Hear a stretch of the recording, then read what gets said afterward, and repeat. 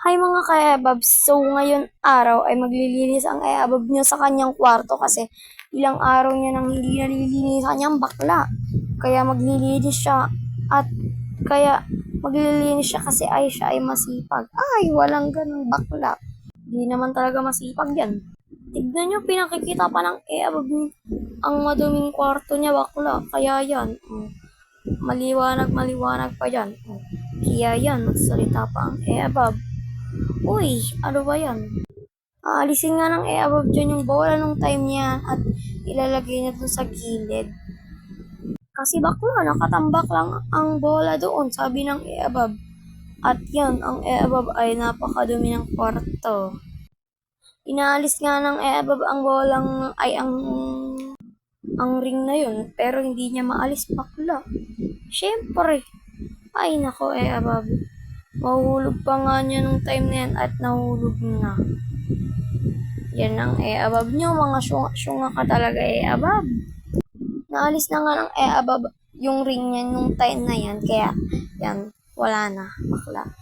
Yan, inuurong na nga ng e-abab yun, pero may nakita siyang kalat bakla, kaya winalis niya muna. At kumuha na nga rin pala siya ng walis niyan, kaya magwawalis na siya bakla. At yan, bubuksan niya pa nga yung ilaw, pero hindi na siya natuloy bakla. Tignan nyo naman, grabe ang kalat bakla kapag dalawang hindi mo nalilinisan ang iyong kwarto.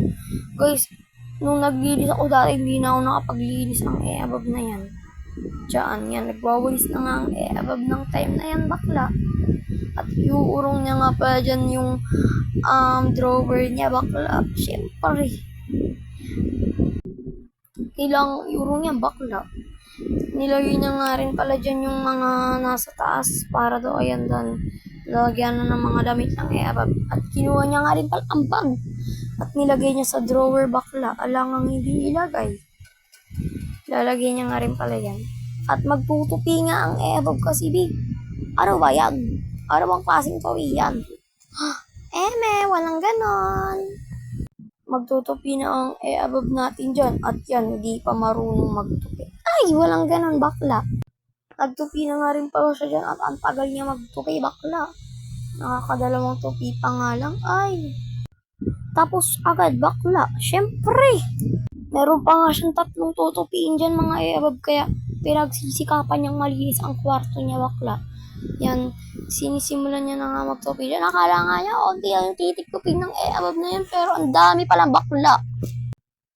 Sisimulan na nga ng e-abab tupiin ang pangalawang tupiin niya bakla. Kaya nga yan, tinutupiin niya na. Malamang tutupiin niya yan. At sisimulan niya na nga rin pala tupiin ang last na tutupiin niya. Kaya nga tumawa na dyan ang e-abab. Pero ang haggard pa, ay sus. Hindi nga rin no eh. Tapos na nga rin pala ang e-abab magtupi nung time na yan. Kaya ginaganyan niya na. Yan. Nilagay niya na rin pala yan. At nagwalis na ang e-abab. Ang sipag mo naman, uy. Yan na nga, nagwawalis na siya ng parang, alam niyo ng pagpasikot yung e-abab na yan. Ang e-abab na ay nagpapasikap. Uy, wala namang pumapansin. Ay, ang baklang e-abab. Nagwawalis nga siya dyan, pero nag-ano siya. Nagsalita-salita. Uy. Ay, sis. Ilalabas niya nga rin pala yung malaking drawer nung time na yung bakla. Malamang. Napakabigat nga ng drawer niyan, pero kinaya pa rin ng e-abab natin. Siyempre bakla. Malakas yung e-abab. Ang laki-laki nga na. Dampan lang ang bakla. Kung di ano ang baklang e-abab. Nalabas niya na nga nung time na yan yung drawer at pawis na ang e-abab. Kaya ngayon nagpakita siya ng pawis-pawis niya at nagwalis ulit si e-abab. Hay nako e-abab. Yan, nagwalis na nga lang siya ng parang walang, nako. Pawis nga ang e-abab nung time na yan, kaya nga gumanon siya bakla. Malamang. Hindi pa pala siya tapos magwalis nung time na yan bakla. Kaya nga pinagsisikapan yung matapos na ang pagwawalis at paglilinis. Nung time na nagwawalis ka siya ng bakla, ano pa lang ang oras niyan, 8:30 AM pa lang talaga niya. Pero ay, para wala daw mga manggugulo. Ay, bakla ka talaga. Tapos na nga rin pala siya magwalis ng time na yan, kaya nga tinapon na yung walis. Ayun nga pala ang walis na winolis niya bakla, malamang. Alangang hindi walising. Yan, dalawang 2 months niyang, yan, 2 months niyang inipon yan. At pinagmayabang pa sa inyo ang mga bag niya.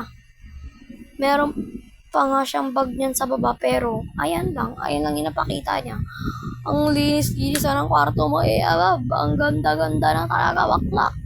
Malinis na nga yung kwarto ng Abab, kaya hindi niya na binilinis. So, yun lang guys. Don't forget, like, heart, follow. Bye-bye. I love you.